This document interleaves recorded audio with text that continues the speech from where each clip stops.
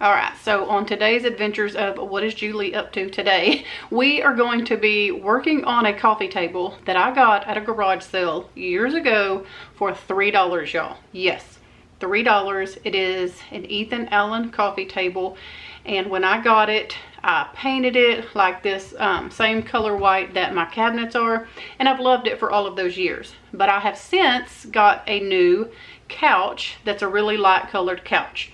So the white coffee table up against the white couch is just kind of throwing me off. I feel like I feel like I need my coffee table to be like a different color. So I feel like I want to kind of update it a little bit, give it a little paint refresh. So what I'm thinking is this. I am thinking that I will paint it this almost, I don't even know what you call this color, almost like a mustard looking color. I've talked about this color on my channel for quite some time. I'll show you a little example here of what I'm trying to kind of go for. So I got several different paints from Hobby Lobby to try and achieve this. However, you will see through this whole process that several things kind of change along the way, and that's just what happens when you're working on projects. Sometimes they just don't work out. Something else ends up working out even better. So we are going to be working on a little mini thrift makeover, I guess you would call it. But first we are going to go ahead and get some bread going in the bread machine so that I can make us some breadsticks for supper to go with our spaghetti. Now the way that I'm doing them today is a little bit different than how I normally do them. You'll probably hear me talk about it in the clip. I normally like roll these out and turn them into breadsticks, but I have found that I can be lazy and just turn them into like a big loaf and then cut them later. But they're still just as good. So that's what I'm going to be doing today. So if you are interested in seeing how I make our family homemade bread to go with Italian food, this is the recipe that I use. So we'll start working on the bread, and then we'll hop over to the coffee table, and then we'll kind of hop back over once the bread rises and finish working on that. And then we'll hop back over and see what ends up happening with this coffee table. I do love the end result, but it is definitely completely different than what I had in mind. But I do really love it, and I'll show you, of course, in the video clips, kind of talk you through how I did achieve this look that I end up getting, and I do really like it. So anyway, let's get into making the bread and working on the coffee table and all the things, and then I'll meet you back here in just a little bit once we're finished with all of that. Okay, so let me show you the ingredients that I use when I make these breadsticks. And y'all, these are so good. Well, I say breadsticks. Okay, so the recipe is for breadsticks, but on accident, or laziness, I should say, one night, I did not feel like rolling them out in to breadsticks. So what I did is I made just like one big, almost like Italian loaf is what I'll call it, and it was so good. So that's the way I'm going to do it again tonight. I'm just going to make one loaf. You may hear me calling it breadsticks, but that's because that's what the recipe is for, is breadsticks. But I found out real quick that you could kind of just make it into one big Italian loaf, and it is just as good. So what I'm going to need is water. You're going to need water, instant yeast, and I just use this yeast right here. I do get yeast from Azure Standard, but I also got some of this active dry yeast from Walmart, just because if you're wanting to make this, I want you to know that you can just go down to Walmart to get these ingredients as well. So I'm going to use that today. And then you're going to use just sugar. I do use sugar from Azure Standard. Again, you can get this a different brand, I'm sure, at Walmart, of pure cane sugar. That's all we use in our house these days, and I just love it. But just regular sugar would work. Just any other kind of sugar that you have would be fine if it's not pure cane sugar. And then butter, and this is just also butter that I get in bulk from Azure Standard. It is room temperature because I knew I was going to be doing some cooking and baking today. So it's just unsalted organic butter. Again, you can just use real butter though, like when you're making these recipe, use real butter. Do not buy, like, I don't know, some of that, that's what I call fake butter. It just has a bunch of oil and stuff in it. So anyway, and then we're going to use salt. Again, I use all different types of salt in my house, but when I am making this bread alone, for sure, I want to use just regular old Morton salt and then bread flour. So I have tried Azure Standard's bread flour and I do not like it. I do not like it at all. So I went back to purchasing the King Arthur unbleached bread flour. It is by far my favorite. If there is a recipe that calls for bread flour, this is what I get, and you can get this at Walmart.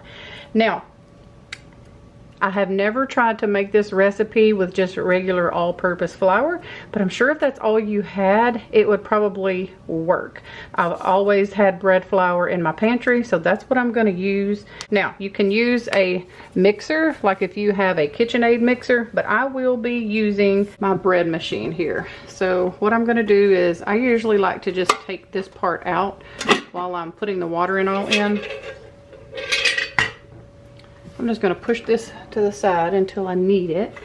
Okay, the first thing I'm going to do is put my little paddle back on. Over on my thrifting channel, I've told y'all a lot of times when you're thrifting, if you're wanting to purchase a bread machine from the thrift store, because you can find them in there so inexpensive, make sure it has this little paddle, because it's very important for it to have this when you're looking for them at the thrift store. So I have my paddle in there, and now I'm just going to do 1 cup and 2 tablespoons full of warm water. It doesn't need to be hot. It doesn't need to be really like lukewarm, just needs to be barely warm. So that is 1 cup plus 2 tablespoons of warm water. And then I'm going to add 1.5 teaspoons of yeast. So I've got my yeast here. I'm going to do 1. And what I'm wanting to do is kind of proof this yeast, get it just good and bubbly. Kind of get it woke up, if you would, before we finish putting the rest of the ingredients in. So there was the 1. Let me put half now, and the other half. And then I'm going to put 2 tablespoons of sugar, because the sugar kind of helps the yeast kind of get woke up and everything mixed. I'm just going to put the 2 tablespoons of sugar in.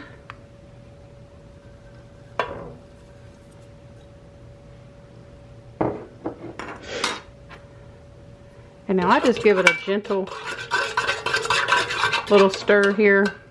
Nothing really serious. You don't have to think too much into it. And then I'm just going to let this sit here for at least 10 minutes. And then I'll show you what it looks like. Let me zoom in so you can see it now.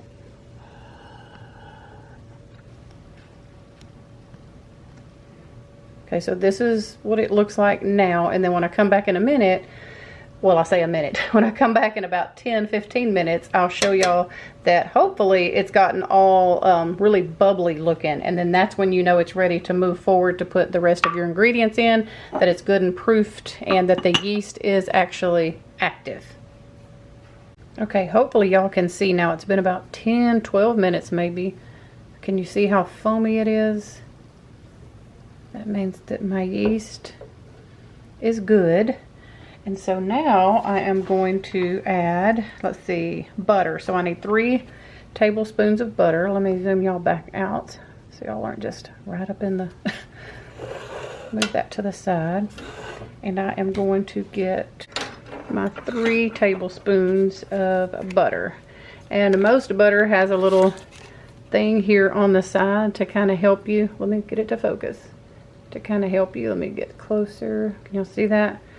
To tell you, like, this is 1 tablespoon. This is, okay, so when I get this butter from Azure Standard, it comes in like a big block like this. So what I do is I just cut it down the middle. So it's like a pound of butter. So what I'm doing is just, you know, making it like a normal stick. And then I just know kind of where to go, but I can see down here on my paper where my, you know, 1 tablespoon, 2 tablespoons, 3 tablespoons. So there's 1, there's 2, there's 3. So I'm just going to kind of go right here and get this big chunk of butter out and in a little small glass bowl, because I want to melt it down a little bit.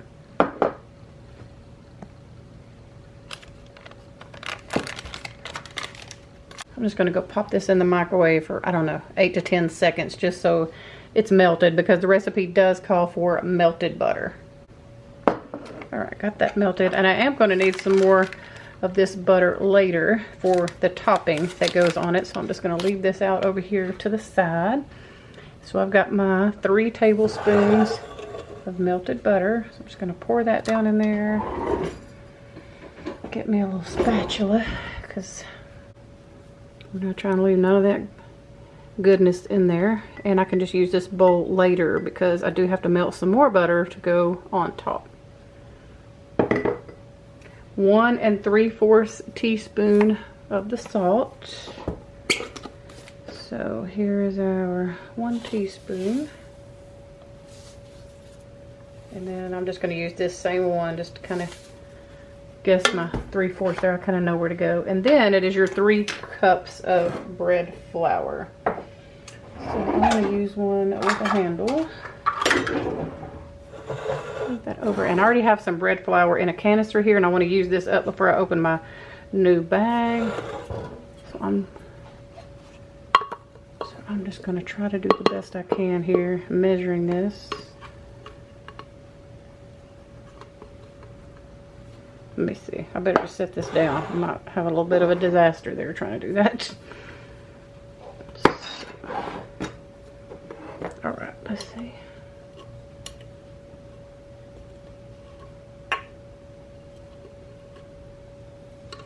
That's probably good. That's 1.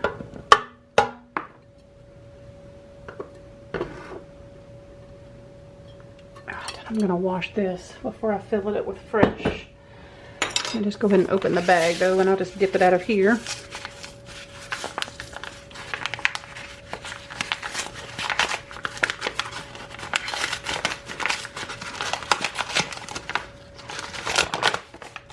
All right.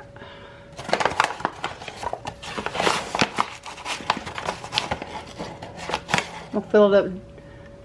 Filled it up just a little bit, overflowing because my last cup was a little less. So there's our 2 cups.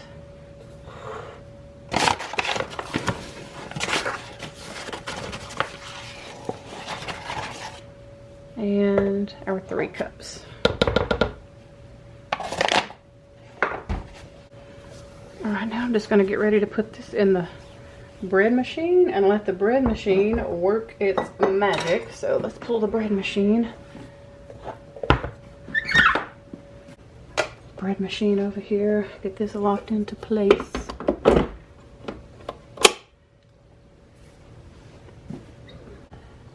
And then mine has a cycle for dough only. So I do mine on the dough cycle and let it do all the kneading and all the rising and all the kneading and all the rising, and then I just pull it out and I bake it in the oven.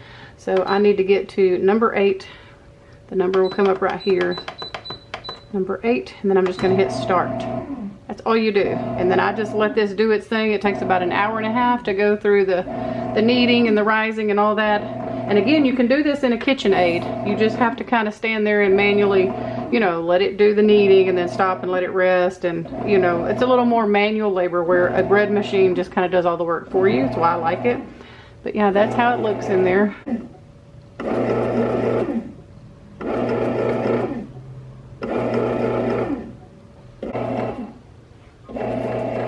So I'm gonna let that do its magic, and I'll meet y'all back here in about an hour and a half to get this thing out. Okay, right here I'm showing you that I'm starting off with the color that I had on my coffee table already, the heirloom white. It's the same color as my kitchen cabinets. And then I am just mixing up some of this yellow color here, trying to get the desired shade of this wheat looking color that I'm trying to get for my coffee table. So that's all I'm doing here, is I'm mixing some of these yellow colors here with some of the white, trying to reach that desired level or shade that I want. So as you can see, the coffee table here, it is just the heirloom white color that I love, the same color of my kitchen cabinets. But as you can see, it kind of blends in with my couch. So I've got an old shower curtain down here on the floor just to kind of protect my floor. And I'm going to just start trying to make like some little sample spots. As you can see here, I have started off on one end, and then I've went and added more white and tried another spot. And then then I added more yellow and I didn't like that, so I added some more white again. So that's the spot that you see on the far right. I'm really liking that one. I'm going to bring up the florals that I am trying to match the color to. This is the color that I love so much and that I'm trying to achieve. I get pretty close, that one there on the far right end. So that's the one that I'm going to go with. So what I do is I'm trying to just make sure that everything is clean and that anywhere that might need to be sanded a little bit, I go ahead and do that while I have my sandpaper out, and then just continue painting the rest of the coffee table. As you can see here, the sample that I had on the far right is what I decided to paint over the entire table.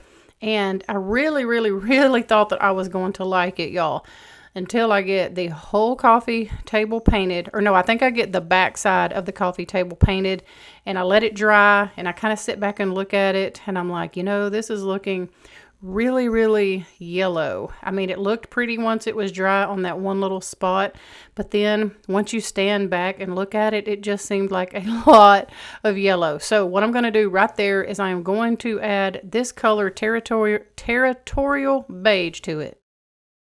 This is the brown color that y'all see me adding to that yellow to try to give it a little more of a not so yellow color and more of a matted down brown tone to it kind of color. I don't know. It's this territorial beige. I had some of this left over from doing a DIY brick wall in my bedroom. So this did the trick. This really helped tone down that yellow some. But y'all are about to see here very shortly that I still do not love this. Okay, so here's where we are. You can clearly see that I have tried to go over this thing a million times. So the one that I just pointed at, that spot there, is what I'm about to paint the entire coffee table, because I do feel like it has a little more of a brown tone to it, and I'm kind of happy with that for now. So here is the finished look of the coffee table with the yellow. It's a lot, I know, and I do not like it. So I'm going to come in with this blue spray paint that I found at Target. I just happened to come across this on accident. I wasn't really looking for it, but when I saw it, I knew that that might help me fix this coffee table. Okay, now, before I go and commit to painting this whole coffee table this blue color, I took just the drawers out and painted the drawer fronts. I did not like them that much once I brought them in, and then I realized that I had some antique wax that might help tone that blue down. Y'all probably hear Elizabeth's cat in the background. She is scratching the window. So anyway, the antique wax is where it's at and helping me get this coffee table where I want it. So you can see the drawer on the left, I have added this antique wax to, and I love how that looks so much more than the one on the right. I did this so that I could bring it inside and kind of compare everything and make sure that I liked one versus the other before I did the whole coffee table. And most definitely, the whole coffee table will be getting the antique wax, and I did not film that, but all I did is take like an old rag and kind of dip it in the antique wax and just very lightly wipe it all over, and then I kind of went back with another rag and kind of wiped over it a little bit more just to kind of take down that bright blue tone. As you can see, the one on the left is definitely the desired color that I was going for. So don't be afraid. If something does not turn out, you can always add something on top of it or mix and kind of do what I did until you get to where you want to be. Okay, so now I know the color that I want and what I need to do to achieve it. I'm going to go outside, finish painting, and then we're going to come back inside and work on this bread. Okay, so now I've had an hour and a half to play around with that coffee table, and the bread machine is finished. So at this point, the dough only cycle is done, and my bread has risen beautifully. So I'm going to punch it down, take it out of this pan. You can put it on whatever, just a lightly floured surface, but you're going to have to let it rise again. So I like to go ahead and put mine on parchment paper so that I can just slide this right onto the pan that I'm going to cook it on and let it do its second rise. Now you do see that I'm not like really getting after this dough and over kneading it or anything like that. I'm just very lightly kind of kneading it 2 or 3 times, not too much. And you don't want to put a ton of flour down either, because this dough is supposed to be sticky. So all I'm going to do now is just, lightly knead it a couple of times and then shape it into the shape that I want it to be. After it rises again, it'll still kind of hold that shape, but of course it'll just be larger because it will have rose.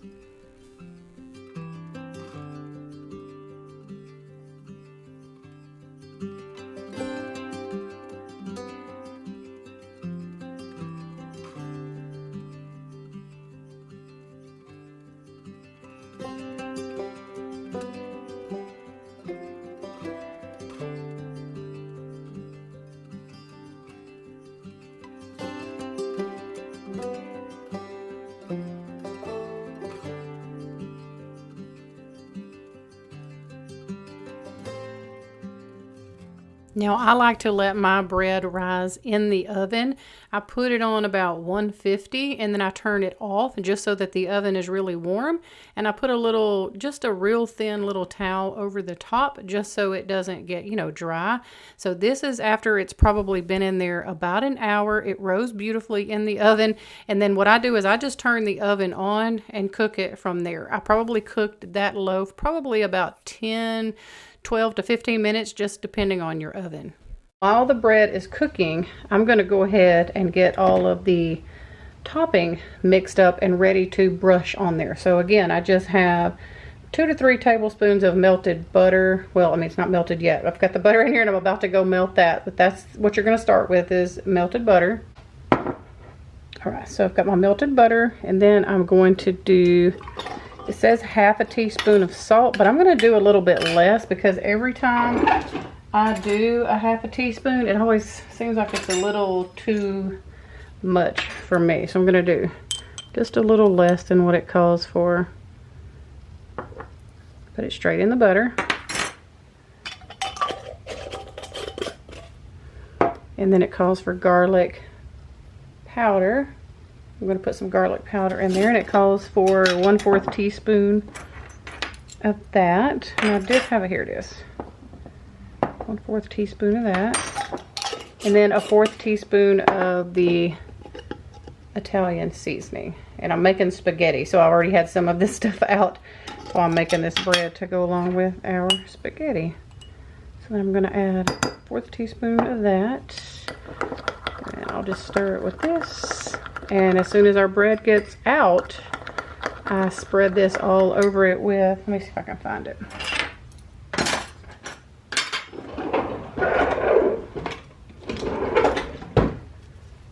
Just this little brush right here. So I'll just wait on that to get done, and then I'll show y'all the next step.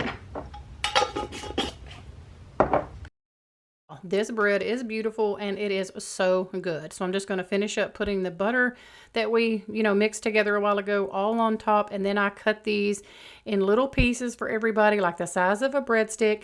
Now you could, when we were in the dough cycle, after we took it out of the bread machine, you could go ahead and shape them into breadsticks then, and then, do the same process of rising and baking again. But I found that this is just so easy.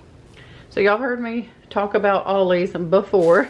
I've mentioned it before. It's like a discount store kind of. It kind of reminds me of like a Big Lots or a Ross minus all of the clothes. I don't really know how to describe it. It's just kind of a discount store. And so I thought I would show y'all what I picked up there the other day. And I got this because I am wanting another journal, and I don't know if I'm going to use this. I bought one the other day to use for, I think, my personal use, and so I think I might use this one for all of my YouTube stuff and just different things like that. I just thought it was very, very pretty. And I'm trying to get different notebooks for all of my YouTube stuff, and then a notebook just for all of my personal stuff, because currently I have them all intertwined in one. And so if I'm looking for something personal, I'm having to flip through a bunch of my notes and hen scratch and all the things and go find, something important I wrote down for my family or appointments or different things like that. So I said, I'm going to get me something so that I can know that this one is for, my YouTube and workish type stuff. And then the other one is just mainly for family and home stuff. And y'all, it is such good prices. This was only $2.99 at Ollie's. They have the best prices on little journals and books and just all kind of stuff, especially books. They are really known for their deep discounted prices on books. So if you have an Ollie's near you, definitely go check it out if you are looking for like cookbooks, inspirational books, kids books. The girls both got a bunch of different like little workbooks and stuff for their kids and sticker books and all that, just because it is so inexpensive. So yeah, $2.99 for this, and I think that it is so pretty. Look at that.